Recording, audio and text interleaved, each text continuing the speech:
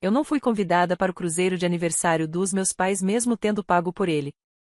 Meu pai me mandou uma mensagem: achamos que seria melhor sem você. Eu respondi: beleza. Na manhã seguinte, minha mãe me ligou 22 vezes. A companhia de cruzeiro se recusou a deixá-los embarcar sem a presença do titular do cartão. 3 horas depois, começou a loucura. Eu já vinha sentindo que algo estava errado. Cerca de uma semana antes da viagem, minha mãe estava sendo vaga no grupo da família. Minha irmã mais velha simplesmente ignorava minhas perguntas sobre o que levar na mala. Até minha irmã mais nova, que normalmente me conta tudo, tinha ficado estranhamente calada. Então, 2 noites antes do voo, descobri tudo. Eu estava confirmando os últimos detalhes com meu pai, só checando o horário de transporte até o aeroporto, quando ele comentou casualmente que tinham agendado um translado para o hotel. Perguntei: que translado? Ele respondeu, como se fosse nada: achamos que seria melhor sem você. Foi isso. Sem risada, sem explicação, só aquelas palavras frias. Não era apenas a mensagem, era o fato de que ele nem tentou amenizar. Como se eu fosse uma bagagem extra nas minhas próprias férias. Férias que eu mesma tinha planejado, em cada detalhe, e pago sozinha. 5 passagens de cruzeiro, 2 cabines melhoradas, excursões em cada porto, voos, hotéis, pacotes de spa, tudo. Gastei pouco mais de $12.000. Não pedi um centavo a ninguém. E agora, decidiram me excluir. Fiquei quase 1 hora sem responder. Só sentei ali, tentando entender se aquilo era alguma piada cruel ou se eu realmente tinha me tornado descartável para minha própria família. Então mandei 2 palavras: beleza então. Não expliquei nada, não me defendi. Só deixei a mensagem ali. E, no instante em que enviei, algo dentro de mim congelou. Na manhã seguinte, meu celular começou a vibrar às 6h13. Antes mesmo de levantar, já tinha 22 chamadas perdidas da minha mãe, várias das minhas irmãs, uma do meu pai e uma enxurrada de mensagens desesperadas. A companhia de cruzeiros tinha se recusado a deixá-los embarcar. Eles não queriam apenas o cartão, exigiam o titular presente. Preparei meu café e ignorei as ligações. Meu marido me olhou em silêncio e perguntou se algo tinha acontecido. Eu disse que eles tentaram me excluir, e agora não conseguiam embarcar sem mim. Ele respondeu: bem feito. Quer ovos ou torradas? Esperei até a 23ª chamada antes de atender. Coloquei no viva voz. Minha mãe estava fora de si dizendo que eu estava sendo mesquinha, que eles estavam no porto com as malas e não conseguiam passar pela segurança. Ela gritava que eu precisava pegar o próximo voo para Miami ou, no mínimo, autorizar o embarque por telefone. Eu disse não. Sem raiva, sem gritar. Só calmamente. Eu disse que eles podiam ter pensado nisso antes de decidirem que eu não valia a pena ter por perto. E desliguei o telefone. 3 horas depois, estavam batendo na minha porta. Já era quase meio-dia. Eu já tinha saído para tomar café da manhã com meu marido, levado o cachorro para passear e não tinha a menor intenção de atender, mas eles não paravam. Finalmente abri a porta, e lá estavam, os dois, queimados de sol e de nervosismo, parados como se eu devesse alguma coisa a eles. Foi ali que a loucura começou. E eu soube, naquele instante, que aquilo não ia terminar com um simples pedido de desculpas. Quando começaram a bater com força, percebi que não tinham vindo se desculpar. Fiquei no alto da escada por alguns segundos, observando as sombras deles através do vidro. Meu marido perguntou se eu queria que ele atendesse, mas eu balancei a cabeça. Eu queria ver as caras deles. Queria ouvir com meus próprios ouvidos qual seria a desculpa da vez. Abri a porta sem dizer uma palavra. Minha mãe entrou como se a casa fosse dela. Meu pai veio logo atrás, mais quieto, mas ainda com aquele ar de quem achava que tudo não passava de um mal-entendido. Nenhum dos dois esperou convite. Entraram como se ainda fosse a casa deles. Como se eu ainda fosse a filha adolescente, de castigo por responder mal. Assim que chegou à sala, minha mãe explodiu. Começou a me acusar de ser egoísta, disse que eu os tinha humilhado, que a equipe do cruzeiro os tratou como criminosos por minha culpa.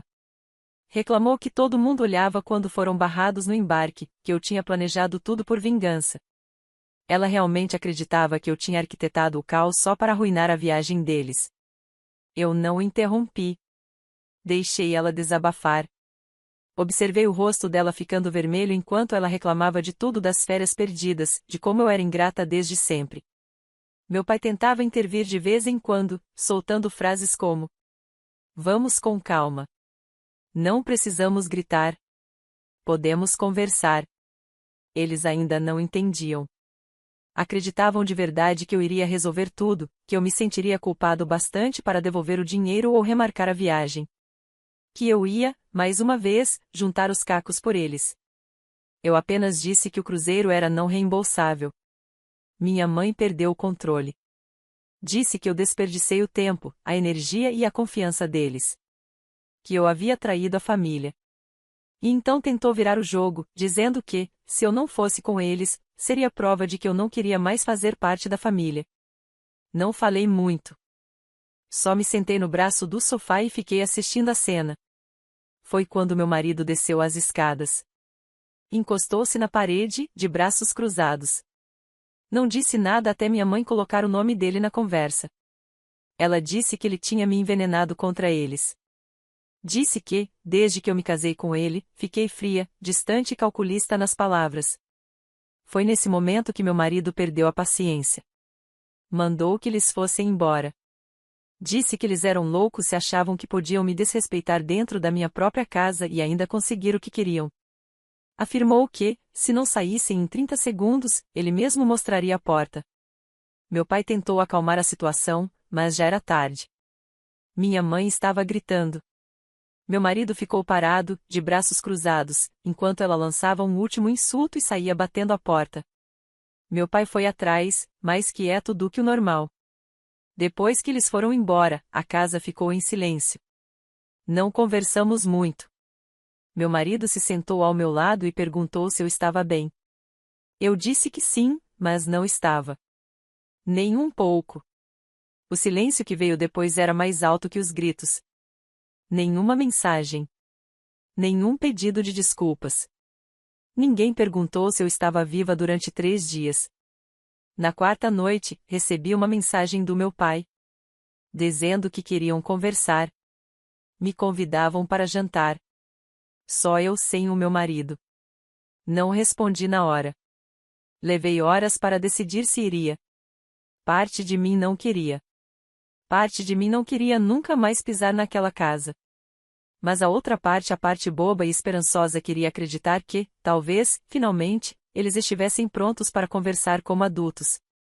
Disse ao meu marido que iria, mas pedi para ele esperar do lado de fora, por precaução.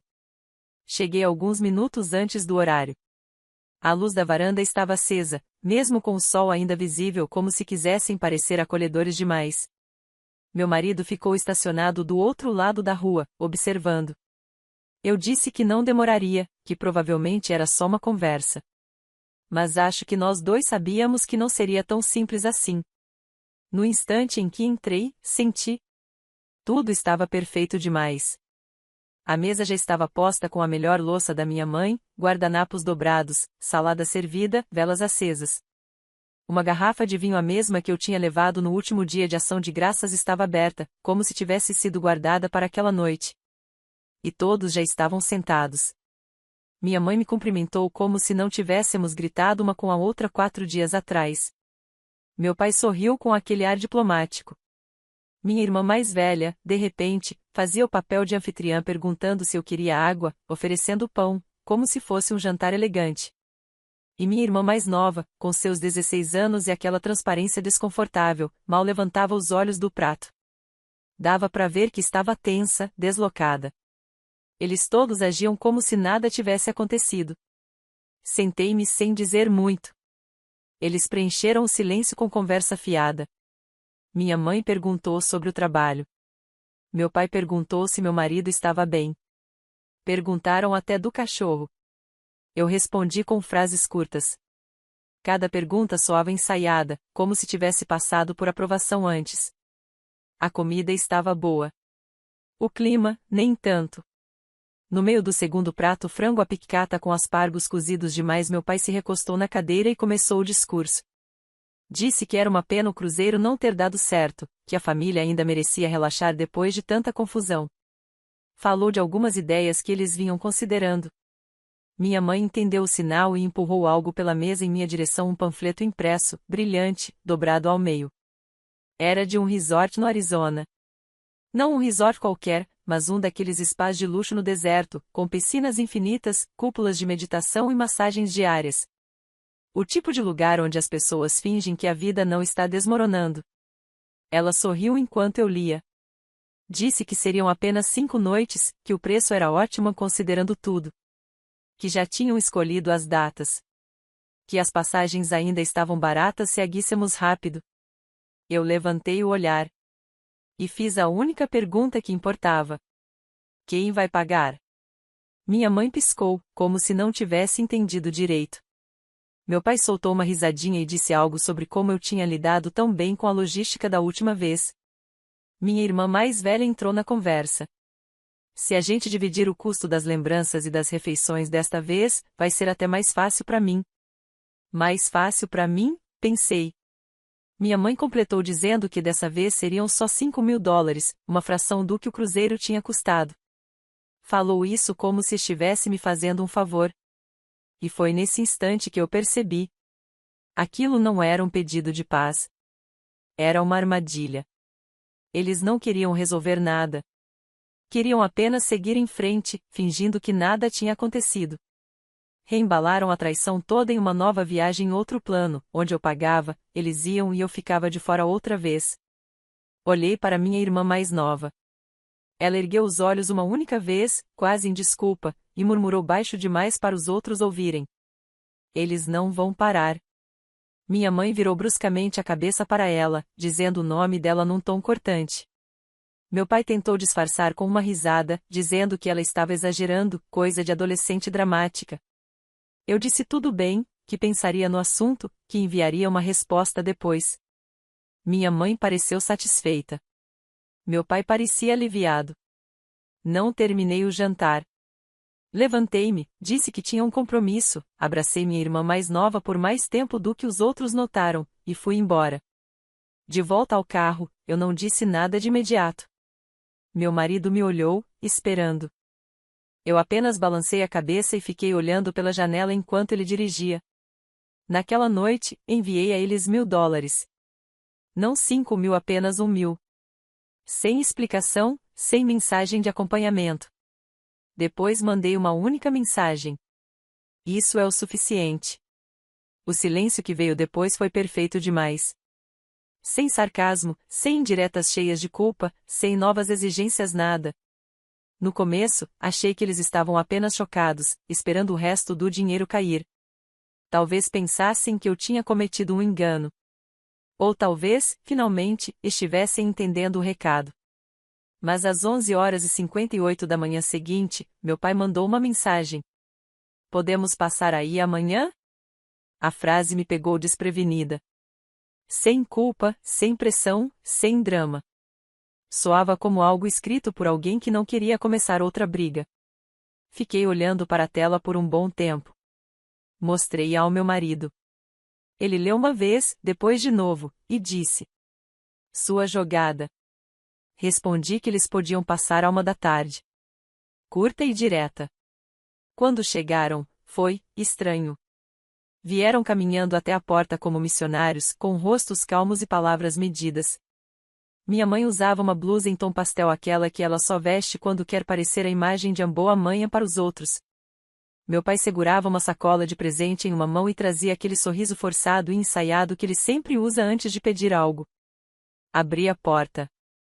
Eles entraram sem esperar convite, mas, dessa vez, não levantaram a voz. Minha mãe até elogiou a sala de estar, como se não tivesse insultado meu marido 4 dias antes. Meu pai colocou a sacola sobre a mesa de centro e disse que era um gesto de paz. Eu não toquei nela. Eles se sentaram lado a lado no sofá e começaram a encenação. Minha mãe falou que tinha refletido sobre tudo, que a situação do cruzeiro tinha ficado um pouco bagunçada. Disse que entendia se eu estivesse magoada. Meu pai balançava a cabeça, concordando com cada palavra. Perguntei se aquilo era sobre dinheiro. Minha mãe sorriu e balançou a cabeça negativamente. Meu pai, no exato mesmo instante, disse: sim. Os dois pararam. O olhar da minha mãe se virou para ele afiado como vidro quebrado. Ele tentou disfarçar, dizendo que não era só sobre isso. Mas claro que era. Todos sabíamos. Então, do nada, minha mãe se levantou e disse que tinha esquecido algo no carro. Não explicou o que. Simplesmente saiu pela porta, enquanto meu pai ficou sentado, falando sobre como toda família passa por fases em que a nossa estava apenas em uma fase difícil. Eu apenas assenti devagar, ouvindo, mas algo no meu estômago se revirou. Ela ficou fora por 5 minutos, depois 10. Então ouvimos o barulho do carro ligando. Levantei-me, fui até a janela. Ela já estava saindo da nossa garagem. Olhei para o meu pai. Ele piscou, como se não tivesse percebido que ela realmente estava indo embora. Disse que ela só precisava tomar um ar, que era muita coisa para ela processar. Eu não acreditei em uma palavra. Disse a ele para ir embora. Não gritei. Não discuti. Apenas apontei para a porta. Ele pegou a sacola de presente, como se tivesse esquecido que ela estava ali. Disse: a gente só está tentando consertar as coisas. E saiu. Fiquei parada por alguns segundos, tentando decidir se olhava dentro da sacola ou jogava direto no lixo. A curiosidade venceu. Abri. Lá dentro havia uma confirmação impressa de reserva. 5 noites. O mesmo resort no Arizona que eles tinham mencionado no jantar. Pago integralmente, e no meu nome. Meu nome completo. Meu endereço. Meu cartão. Corri para o laptop, entrei na minha conta bancária e fiquei encarando a tela. Transação: $5.387. Feita online, no dia anterior à visita deles. Eles não pediram. Não esperaram. Tinham guardado meus dados de login desde quando eu reservei o cruzeiro.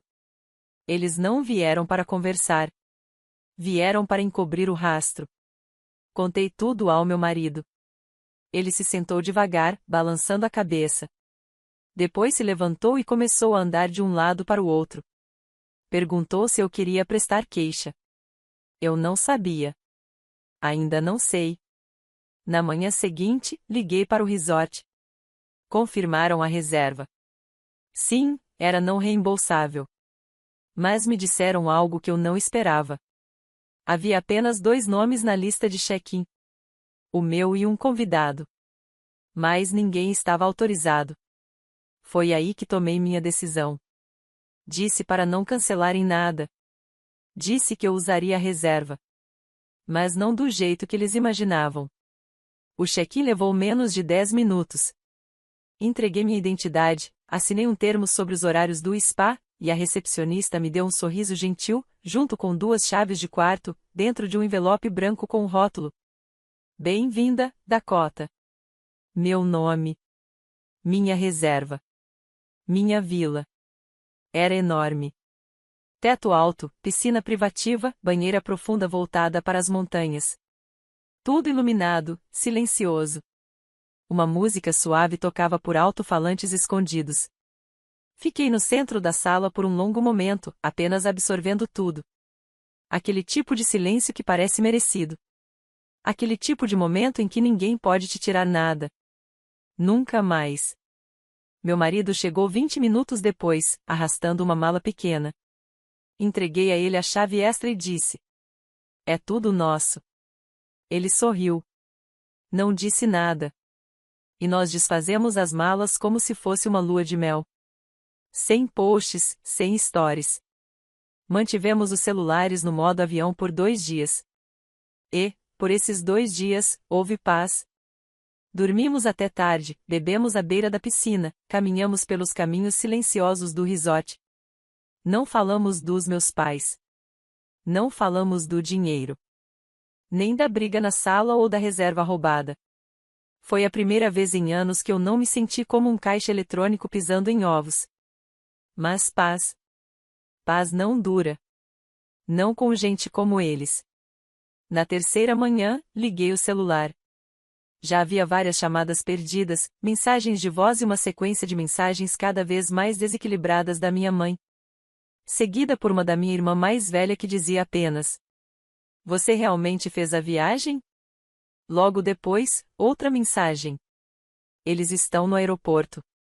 O hotel não deixa eles entrarem." Aparentemente, eles tinham decidido ir mesmo assim. Compraram passagens para Fênix, fizeram as malas e dirigiram até o resort, achando que, ao chegarem lá, a recepção andaria um jeito. Só que eu já tinha feito o check-in. A reserva estava no meu nome, com meu cartão, e listava apenas um convidado. A recepção não cedeu. Li todas as mensagens enquanto tomava café na nossa varanda privativa. Meu marido me entregou um croissant e nem precisou perguntar o que estava acontecendo. Dava para ver no meu rosto. Respondi à minha mãe com 3 palavras: "Você não foi convidada." Menos de 1 minuto depois, o celular tocou. Atendi. Ela não começou gritando. Estava chorando descontroladamente. Disse que estavam lá, na frente do balcão, parecendo idiotas. Que as pessoas olhavam. Que ela estava humilhada. Que eu era cruel, mesquinha, ingrata. Deixei ela terminar. Depois disse apenas: "Você roubou de mim." É isso que acontece quando se rouba. Ela respondeu que era só uma viagem, só dinheiro. Perguntei se era só isso que eu era para eles. Ela desligou. Alguns minutos depois, meu pai ligou. Não atendi. Logo começaram as mensagens da família estendida. Meus primos, minha tia, até uma amiga da família que eu não via desde o colégio. Todos perguntando o que tinha acontecido. Pelo visto, meus pais tinham voltado para casa e contado a todos que eu estraguei as férias da família por birra. Não mencionaram que eu tinha pago. Não disseram que tinham me excluído da viagem. Apenas distorceram tudo, como se eu tivesse roubado a reserva para puni-los sem motivo algum. Depois, minha irmã mais velha postou uma foto no Facebook. Eles estavam em um churrasco no quintal de alguém. A legenda dizia: "A família torna tudo melhor." Minha mãe sorria. Meu pai estava na grelha. Atrás, um banner barato pendurado no varal. Eu não estava em nenhuma foto. Mas uma das minhas tias comentou: "Cadê a Dakota?" E minha mãe respondeu: "Ela escolheu não vir. Não sabemos por quê. Ela anda agindo estranho ultimamente. Como se eu fosse a desequilibrada." Foi aí que entendi o que tudo aquilo realmente era. Nunca tinha sido sobre a viagem. Sempre foi sobre controle. Sobre quem seria a vítima. Quem ficaria no centro do palco. Não comentei na postagem. Mas, um dia depois, recebi uma mensagem da minha irmã mais nova. Apenas uma linha. "Eles estão mentindo para todo mundo. Me desculpa." Aquilo me atingiu mais forte do que eu esperava. Ela era a única que eu não queria perder em meio a tudo isso. A única que nunca jogou o jogo deles. Respondi: "Você não me deve nada. Só se cuida." Ela respondeu com uma foto, um print do itinerário do cruzeiro de semanas atrás, aquele que ainda tinha meu nome listado em primeiro lugar. Junto, escreveu: "Eu vou contar a verdade." E foi a partir daí que as coisas começaram a mudar. A primeira pessoa a me mandar mensagem depois da minha irmã mais nova foi minha tia Karen, aquela que sempre levava caceroles estranhas nas reuniões de família e, de alguma forma, sabia de tudo sobre todo mundo antes de qualquer um abrir a boca. Ela não perguntou se a história era verdade. Nem o que tinha acontecido. Apenas disse: "Eu já desconfiava." Depois veio minha prima Lily, que eu não via desde o funeral da nossa avó. Ela mandou uma mensagem curta. "Disseram que você estragou o cruzeiro. Mas eu lembro da mamãe dizendo que você pagou por ele. É verdade?" Não adocei nada. Enviei a fatura completa. Ainda tinha o e-mail meu nome em cada linha. Provavelmente o queixo dela caiu na metade da leitura. Ela respondeu: "Meu Deus do céu." E depois, silêncio total. Imaginei que ela já estivesse encaminhando o e-mail para o grupo da família, aquele em que eu nunca fui incluída. Nos 2 dias seguintes, as mentiras começaram a se desfazer, fio por fio. A história que meus pais tinham contado que eu desisti de última hora, que sabotei a viagem, que os deixei na mão começou a desmoronar quando as pessoas começaram a fazer perguntas. Quem pagou pelo cruzeiro? Por que a Dakota arruinaria algo que ela mesma financiou? Por que disseram que ela não foi convidada, mas planejaram tudo usando o cartão dela? E, principalmente, por que ficaram em silêncio por 3 dias depois que a viagem deu errado? Um a um, os familiares começaram a me procurar com cuidado, como se estivessem com medo de pisar em um campo minado. Queriam ouvir meu lado, mas, mais do que isso, queriam se afastar do caos. Descobri que meus pais vinham falando de mim pelas costas há semanas, antes mesmo do cruzeiro. Diziam que eu estava instável, difícil, emocional demais, que desde o casamento eu tinha me tornado controladora, e que aquela viagem seria uma forma de me dar um tempo. Eu nem fiquei surpresa. Era típico deles me usar, e depois me pintar como a vilã quando fosse conveniente. Mas o que me surpreendeu foi a rapidez com que tudo mudou depois que as provas apareceram. Uma prima mais velha fez um post longo sobre verdade familiar, sobre como tem gente que sorri pra você enquanto apaga a sua existência por trás. Ela não citou nomes, mas todo mundo sabia de quem ela falava. Alguns curtiram, outros comentaram. E assim, pouco a pouco, meus pais começaram a perder o controle da narrativa. Tinham jogado alto demais. As pessoas não gostam de descobrir que foram enganadas ainda mais para encobrir algo tão podre. Mas mesmo vendo a maré virar, eu não comemorei. Não mandei mensagem. Não liguei. Não precisei. Eles sabiam. Eu sei que sabiam, porque 3 dias depois que a verdade começou a se espalhar, recebi um cartão escrito à mão pelo correio. Sem remetente. Dentro, uma nota na caligrafia da minha mãe. Apenas algumas linhas. A gente não achou que chegaria tão longe. Só queríamos nos sentir valorizados. Desculpe se passamos dos limites. E foi só isso. Nada de desculpas por terem roubado. Nada por terem me excluído. Nada por terem reescrito a história. Apenas um pedido de desculpas porque as mentiras não ficaram escondidas. Nunca respondi. Eles não falam mais comigo. Ainda celebram as coisas aniversários, feriados, jantares aleatórios. E eu não sou convidada. Mas vejo as fotos. Vejo as legendas. Família em primeiro lugar. Sem drama, só amor. E o mais irônico é que, tudo bem pra mim. A pior parte de tudo isso nunca foi o dinheiro, nem mesmo a traição. Foi perceber que eu nunca deveria ter tentado pertencer a pessoas que só me viam como útil. Eu podia ter feito aquele cruzeiro desde o início. Relaxado à beira d'água com meu marido. Sem pagar por 4 pessoas extras que nunca quiseram minha presença. Agora eu não pago mais por ninguém. E, sinceramente, é a melhor viagem da minha vida. Última atualização. Já se passaram 3 meses desde o Arizona. A vida tem sido silenciosa, até pacífica. Sem convites falsos. Sem mensagens passivo-agressivas. Sem o grupo da família vibrando com planos dos quais eu a não devia ver. Eu não procuro. Eles não me procuram. Achei que o capítulo estava encerrado. Mas algumas noites atrás, recebi uma mensagem da minha irmã mais nova. Não falávamos desde que ela disse que contaria a verdade. Achei que tivesse mudado de ideia ou que a tivesse impressionado ao silêncio. Mas o texto era curto. Cansei de fingir. Em anexo, um print de um grupo de família só minha mãe, meu pai e minha irmã mais velha. Eles planejavam uma viagem de Natal para Charleston. Nada luxuoso, uma casa alugada, algumas atividades, o mesmo esquema de sempre. Meu nome não aparecia em lugar nenhum, até o final da conversa. Mamãe, não falem da Dakota. Ela vai transformar tudo em drama. Vamos só dizer que achamos que ela tinha outros planos. Papai, ela nunca quer se envolver, a menos que a ideia seja dela. Melhor deixá-la de fora. Minha irmã mais velha, a não ser que ela vá pagar. Aí, de repente, ela aparece. Debaixo do print, minha irmã mais nova escreveu. Disse pra eles que não vou.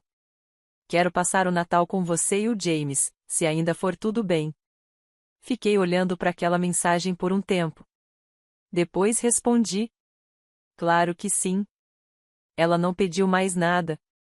Só disse que compraria a passagem em breve. No dia seguinte, mandou o comprovante da compra. Sem pedir ajuda, sem indireta, sem expectativa. Apenas prova de que, pela primeira vez, alguém da minha família não esperava que eu pagasse nada. Só queria estar junto. É algo simples, mas, para mim, valeu mais do que qualquer pedido de desculpas falso. Neste Natal, seremos só nós três. Eu, meu marido e ela. Sem drama. Sem culpa. Sem ninguém tentando controlar ninguém. Nada grandioso. Só jantar, música, talvez um filme. E um tipo de paz que não tem preço.